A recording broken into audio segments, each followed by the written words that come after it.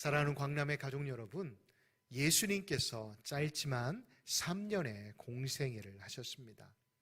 예수님의 공생애의 기록들이 공감복음이라고 하는 복음서, 사복음서에 기록이 되어 있는데, 그 기록들을 하나하나 살펴보면 예수님은 딱 한 가지에 주목하셨습니다. 무엇에 주목하셨을까요? 보이는 화려한 건물이었을까요? 아니면 물질이었을까요? 아니면 예수님을 따라다니는 많은 사람들과 힘을 합세하여 어떠한 명예를 얻고 권력을 얻는 것이었을까요? 예수님의 관심, 예수님이 3년의 공생애 가운데 주목하셨던 것은 다른 게 아니었습니다. 예수님은 3년의 시간 동안 사람에 집중하셨음을 우리는 성경을 통해 살펴보았습니다. 보십시오. 예수님께서 부활하셔서 하늘로 승천하시기 전 예수님께서 남겨놓으신 건 12명의 제자들과 마가의 다락방에 모여 있었던 300명의 성도들이었습니다. 이렇게 예수님은 자신의 공생의 길 가운데 책을 남기시기 위해, 어떠한 건물을 남기시기 위해, 또한 자신의 이름과 명예를 남기시기 위해 어떠한 사역들을 감당하지 않으셨습니다. 예수님이 사람을 고치시고 또한 예수님이 하나님의 나라를 선포하실 때 그 목적은 하나같이 이 땅에 억압받고 죄인의 무거운 짐을 지고 살아가는 자들에게 자유를 허락하여 주시고, 그들이 하나님의 자녀, 하나님의 나라의 사람들임을 선포해 주시고, 그들로 인해 하나님의 나라의 주역으로 쓰임받도록 그들을 훈련시키시고 그들에게 하나님의 말씀을 전파하셨음을 우리는 성경을 통해 살펴볼 수가 있습니다. 자, 그렇다면 예수님이 머리이신 교회는 어떠한 모습을 가져야 할까요? 예수님이 핏값으로 사신 그 교회는 어떠한 모습이어야 하길래 예수님이 기뻐하시는, 예수님을 보셨을 때 그 마음이 흡족한 교회가 될 수 있을까요? 제가 한 17년 동안 돌아보니 부교육자 생활을 했더라고요. 전도사부터 이제 부목사의 사역을 감당하면서 돌아보면서 되는 교회, 좀 이 강대상에서 되는 교회 하니까 좀 어색하지만 부흥하는 교회들이 어떠한 교회들인지 한번 생각해 보았습니다. 제가 이제 전임 전도사 처음 사역을 했을 때 분당에 한참 부흥하는 교회가 있었습니다. 그때 이제 그 목사님께서 개척하신 다음 한 7년 정도가 지난 때였는데 하도 소문이 나서 송구 영신 예배를 한번 이렇게 가게 되었어요. 그 교회를 가게 되었는데 제가 미리 소식을 듣고 그 교회는 이제 2시간 전에는 가야 본당에 앉을 수 있다라는 거예요. 그래서 이제 피곤한 아이들을 깨워가지고 큰 아이를 깨워서 아내와 함께 그 교회를 가게 되었습니다. 동탄에서 분당까지 가까운 거리였기 때문에 그 교회에 가보았는데 2시간 반 전에 갔거든요. 본당이 꽉 찬 거예요. 들어갈 수 없대요. 아니 뭐 다른 데 계단이라도 앉겠다라고 하니까 본당에는 안 된다고 옆에 있는 체육관으로 가라고 하더라고요. 그래서 체육관에 가보니까 아직 의자 세팅이 되어 있지 않았습니다.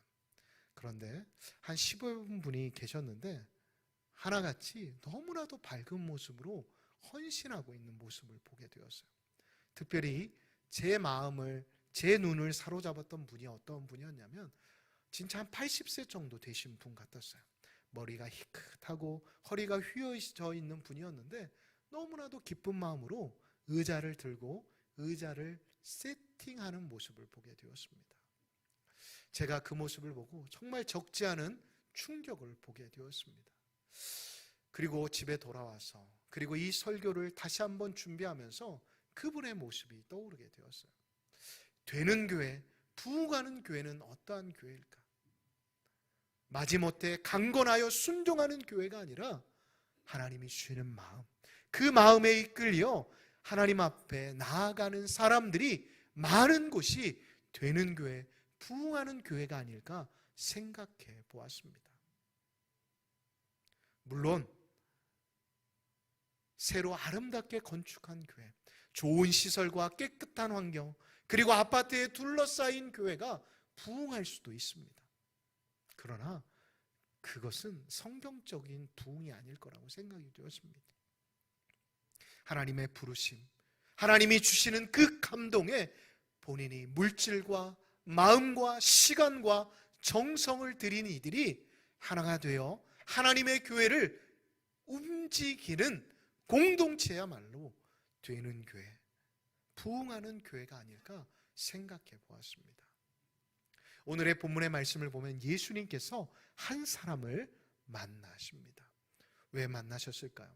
그것은 바로 그 사람을 제자로 삼기 위함이었습니다. 이 사람은 누구입니까? 이 사람은 갈릴리 호숫가에서 어부로서 반평생 잔뼈가 굵은 사람이었습니다. 그런 그가 예수님을 만나기 전날 밤 밤새 그물을 던졌습니다. 그런데 성경을 보니 그 그물이 빈 그물로 올라왔음을 우리는 알 수가 있습니다. 여러분, 이 사람이 맞이하는 새벽, 이 사람이 맞이하는 그 아침은 어떠한 감정이었을까요?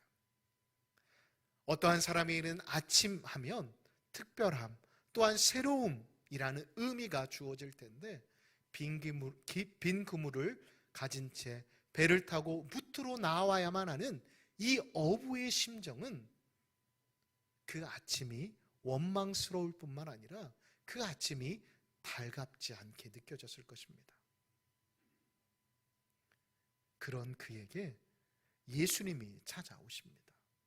오늘 본문 2절과 3절의 모습을 보면 이 어부가 어떠한 상황 가운데 있을 때 예수님이 찾아오셨냐 하면, 예수님께서 이 어부를 찾아오신 때는 이 어부가 이제 무트로 배를 끌고 와서 배에서 그 전날 밤 호숫가에 뿌렸던 그물들을 손질하는 시간이었습니다.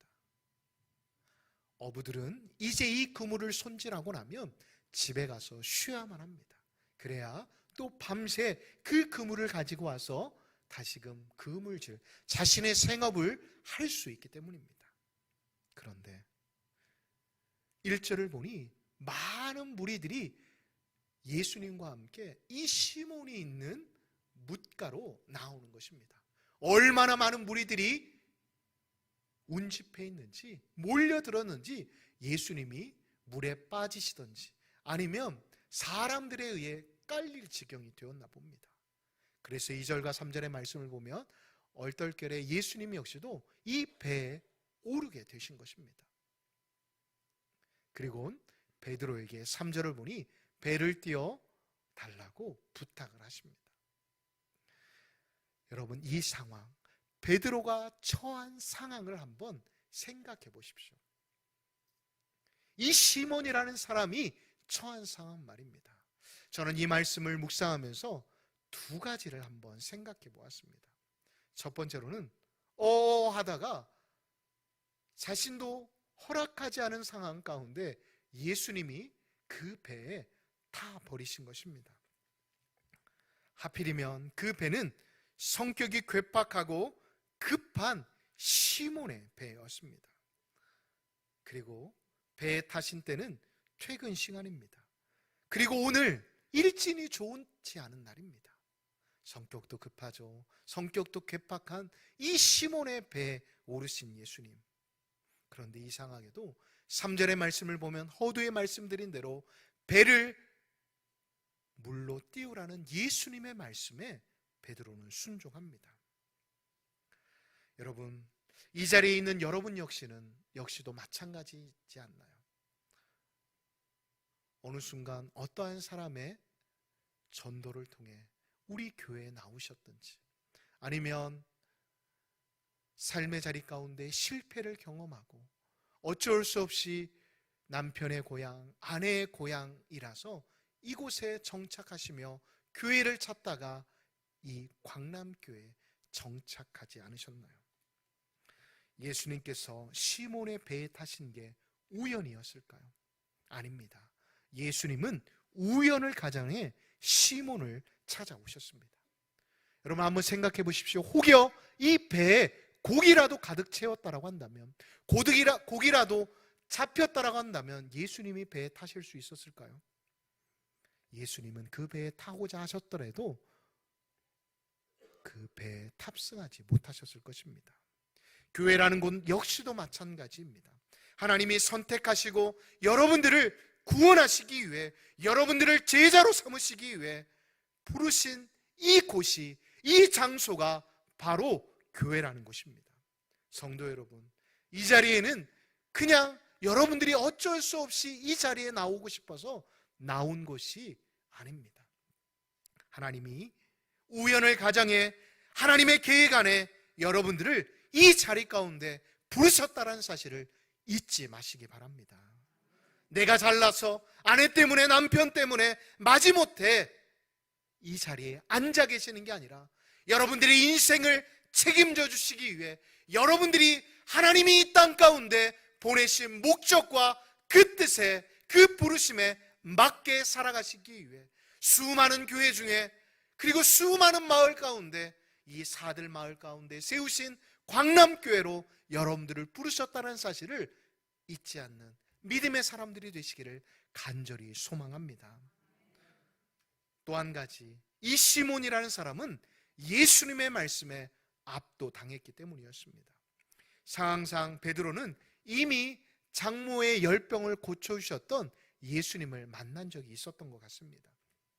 그런데 이번에는 직접 예수님을 근거리에서 보고 예수님의 말씀을 듣게 되었습니다. 그런데 그 말씀에 어떻게 되었을까요? 그 말씀에 조금씩 그의 마음이 움직이기 시작했던 것입니다. 다시 말해 그 말씀에 압도당하기 시작했다는 것입니다. 이 자리에 아직도 믿음이, 또한 이 자리에 신앙생활이 뭔지 모른 채 그냥 앞에서 찬양하면 하고 또 말씀을 하면 그냥 졸다가 깼다가 하시는 분들이 계십니까? 여러분, 하나님께서 여러분들을 부르셨습니다. 하나님께서 하나님의 목적과 뜻이 있어서 여러분들을 이 자리 가운데 찬양을 통해, 말씀을 통해 여러분들이 하나님의 자녀임을, 또한 하나님이 누구이신지를 깨닫게 하시기 위해 부르셨다는 사실을 잊지 마시기 바랍니다. 보십시오. 3절을 보니 말씀이 들어간 시몬의 모습을 보시고 예수님은 이제 그를 제자로 삼기 위해 스카웃하시기 위해 준비하십니다. 그리고 4절을 보십시오. 4절을 보시면 예수님이 뭐라고 하시는 줄 아십니까? 깊은 데로 가서 그물을 던져라 라고 명령하십니다. 여러분, 지금 성경에 밑줄이 그어져 계신 분들은 다른 색으로 밑줄을 그으시고, 밑줄이 그어져 있지 않는 분들은 밑줄을 한번 그어보시기 바랍니다. 이 상황을 살펴보면 다음과 같습니다. 시몬아, 가서 깊은 곳에 그물을 던져라. 그 말을 들은 시몬의 마음은 어떠했을까요? 아마 자존심이 무척 상했을 것입니다. 왜요? 허두에도 말씀드린 것처럼 이 시몬은 이 갈릴리 숲가에서 잔뼈가 굵은 사람입니다. 여러분, 공부 다 해보셨잖아요. 공부하실 때 여러분들이 잘 안 풀리는 문제가 있었어요. 그런데 공부 잘하는 친구가 와서 가르쳐주면 그래도 좀 참 고마움을 느끼지만, 여러분들과 비슷하거나 아니면 여러분들보다 못하는 친구가 와서 가르쳐준다라고 생각해 보십시오. 아마 되게 마음이 상하거나 불편하실 것입니다. 지금 베드로가 그러한 상황 가운데 있는 것입니다. 그래서 시몬이라는 사람이 5절에 이렇게 말을 합니다. 여러분 5절을 한글 성경으로 보면 제가 하는 말씀이 이해가 되지 않지만 원어 성경을 보면 이렇게 이해해 볼 수가 있습니다. 선생님, 우리 전문가가 밤새 고기를 잡았지만 소용이 없었습니다. 그리고 고기는 밤이나 이른 새벽에 잡는 것이 이런 낮에 잡는 게 아닙니다. 그리고 고기는 얕은 데에 있지 깊은 곳에 있지 않습니다라고 말을 합니다.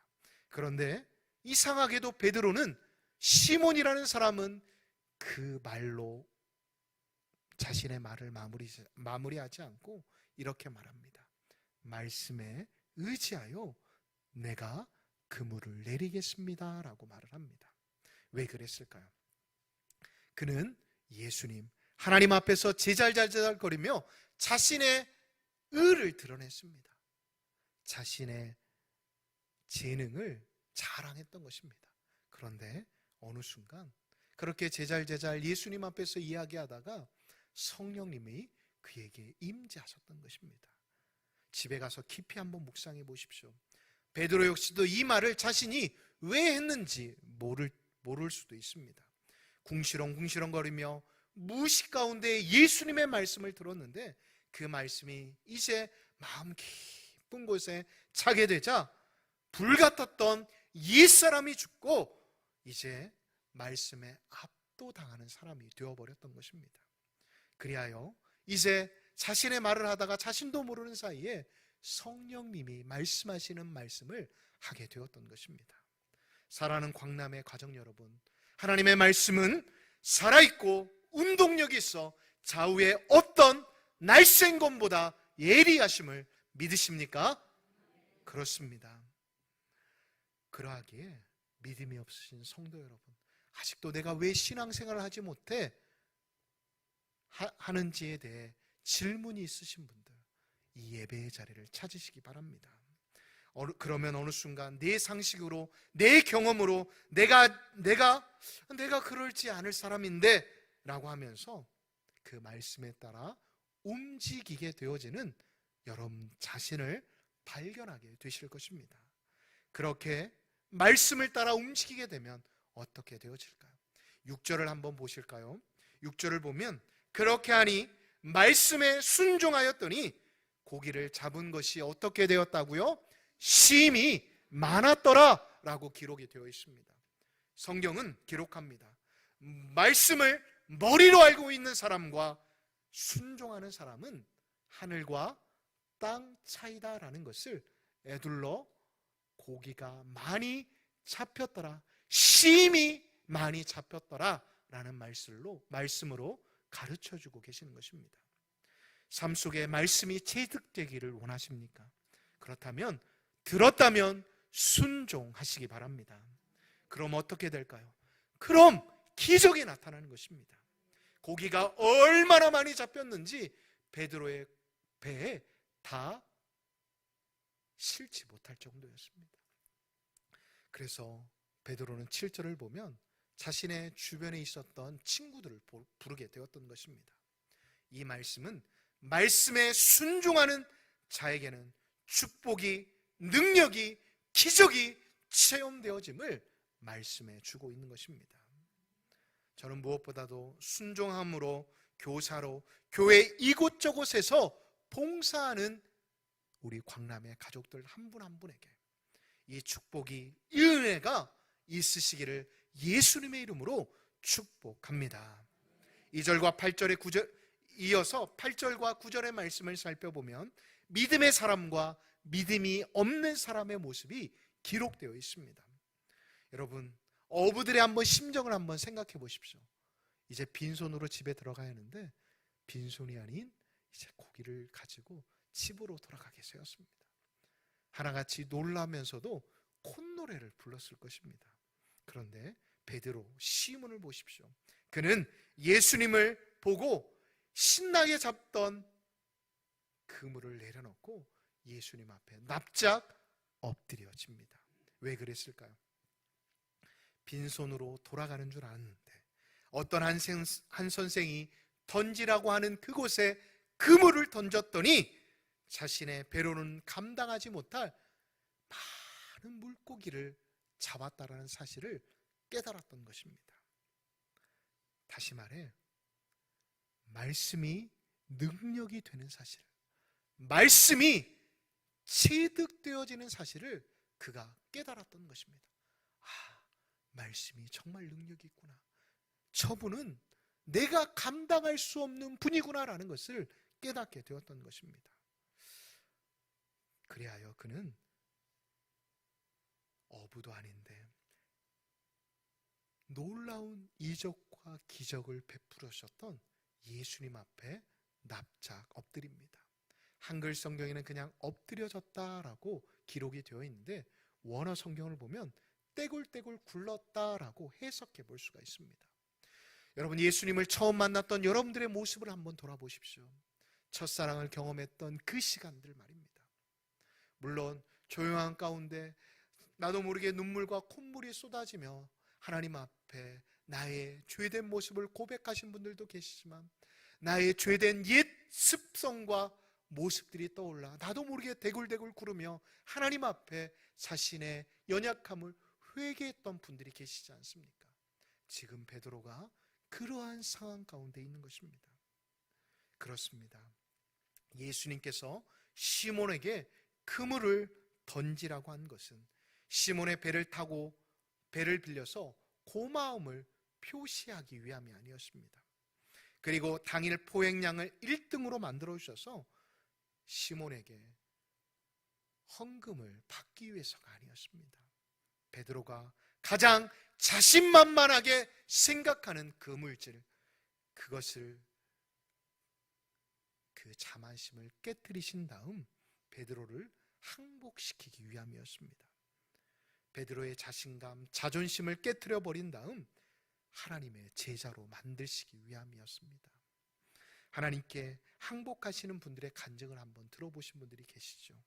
인간관계에 있어서 자신했던 사람들, 또한 사업에 있어서, 물질에 있어서 자신만큼 잘할 수 있는 사람이 없다라고 자신만만했던 사람들이 한순간에 꼬꾸라지게 되어지면 하나같이 하나님 앞에 나와 두 손을 들고 하나님 항복합니다, 하나님 제가 할 수 없음을 하나님 앞에 고백합니다라고 하며 아버지 하나님의 이름을 불렀던 것들을 여러분 들어보셨을 것입니다.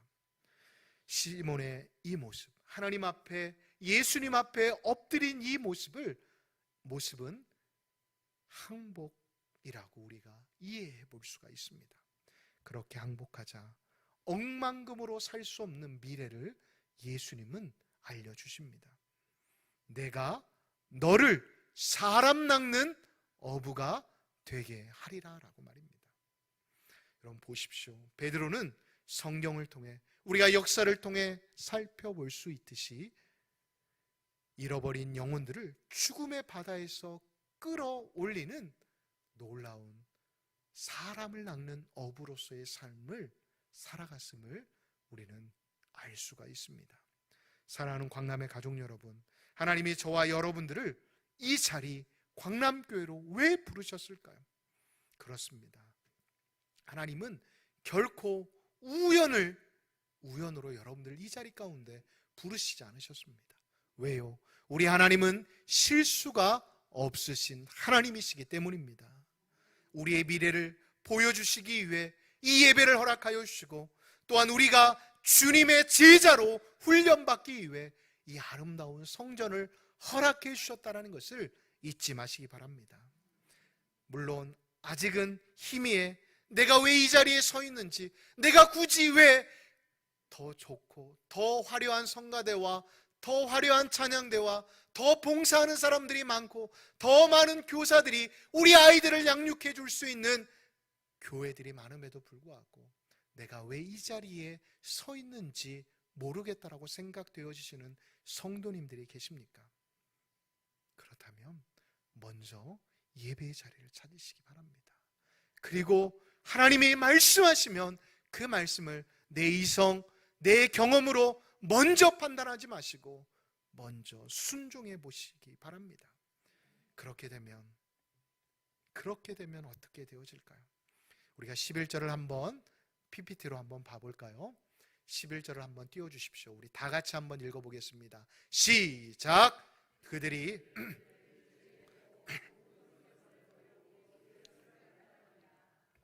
아멘. 여러분, 이 11절에서 우리가 주목해 볼 게 있습니다. 그들이 모든 것을 버려두고 어떻게 했다고요? 예수를 따랐다. 여기서 모든 것이란 무엇일까요? 단지 배와 그물일까요? 아닙니다. 지금 배에는 뭐가 실려 있죠? 고기가 실려 있잖아요. 여러분, 이 사람들은 지금 자신의 하루의 일생, 하루의 시간들, 아니 한 달의 시간을 바꾸어 줄 수 있는 고기가 배에 가득 실려 있습니다. 그런데 그것을 버리고 떠나갑니다. 세상 사람들이 이러한 관점으로 이 모습을 그들의 관점으로 봤다라고 생각해 보십시오. 뭐라고 했을까요? 세상은 그 배에 있는 고기를 팔아 집도 사고 교회도 짓고, 아니면 그것을 통해 선거를 해서 갈릴리 호숫가에 어부 상인의 회장이라도 하면 더 큰 영향력을 행사할 수 있지 않겠냐라고 말을 할지도 모릅니다. 그런데 왜 이들은 모든 것을 버려두고 예수를 따랐을까요? 예수님의 말씀에 두려워서요? 아니면 배우지 못한 무식한 어부여서요? 아닙니다. 그들은 주님의 능력으로 고기를 잡아보았기에 버리는 것도 아깝지 않게 생각되어졌기 때문입니다. 사랑하는 광남의 가족 여러분, 지금 여러분들을 붙잡고 있는 게 무엇입니까? 물질입니까? 건강입니까? 자녀입니까? 이 시간 예수님은 오늘 이 시몬이라는 사람의 만남을 통해 저와 여러분들이 무엇을 붙잡아야 할지에 대해 다시 한번 말씀해 주십니다. 예수님의 십자가의 사랑을 안다라고 말하면서도 예수님이 세상에 가장 귀하다, 주님보다 더 귀한 것이 없다라고 말을 하면서도 그 말씀에 순종하지 못하시는 분들이 계십니까? 제발 여러분들의 아집과 고집을 버리십시오. 세상 사람들이, 주변의 사람들이 뭐라고 하는 게 중요하지 않습니다. 주님이 지금 말씀을 통해 여러분들에게 말씀하시는 게 무엇인지가 중요하다라는 것을 오늘의 말씀을 통해 깨달으시기 바랍니다. 주님 안에서 발견하는 인생이야말로 그까짓 것 배, 그까짓 것 그물, 그까짓 것 고기는 아무것도 되지 않는다는 것입니다. 그러하기에 여러분 자신에게 이 시간 외치십시오. 아직도 여러분 마음속에서 여러분들의 귀에 대고 속삭이는 세상의 소리들을 향해 이렇게 외치시기 바랍니다. 나는 죄인이다. 나는 하나님의 공의, 하나님의 의가 없이는 살아갈 수 없는 사람이다. 나는 이제 주님이 말씀하시면 주님의 말씀에 순종한 자로 살아가겠다라고 고백할 수 있는 믿음의 사람들이 되시기를 예수님의 이름으로 축복합니다. 그렇게 되어질 때 여러분들의 인생이 기적으로 변화되어질 것입니다. 여러분들의 인생이 세상 사람들이 놀라는 삶의 연장선이 되어줄 줄 믿습니다. 이러한 역사를 이번 한 주간, 또한 이번 남은 한 달, 그리고 남은 한 해 경험하실 수 있는 믿음의 사람들이 되시기를 예수님의 이름으로 축복합니다.